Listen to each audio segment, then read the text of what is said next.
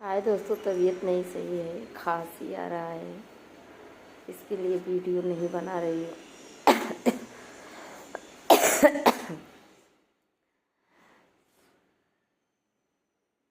बहुत तगड़ खांसी आ रहा है, सहरा सहरा के।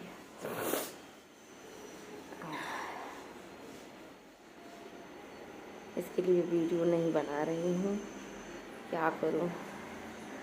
खांसी बहुत तंग कर रही, बहुत परेशान कर रही है। बाहर रहती दिन को बहुत मार मारती हूँ। गला सहरा सहरा के बहुत खांसी आ रहा है। चाय भी पियो वो भी नहीं फर्क पड़ता है। ऐसा मन कहता है कोल्ड ड्रिंक, ठंडा आइसक्रीम खाओ। जितने भी परेशान करे हैं मेरे को उतने नहीं भगाओ। फिर सोचती हूँ बहुत ज़्यादा बढ़ गया है, परेशान हो जाओगे।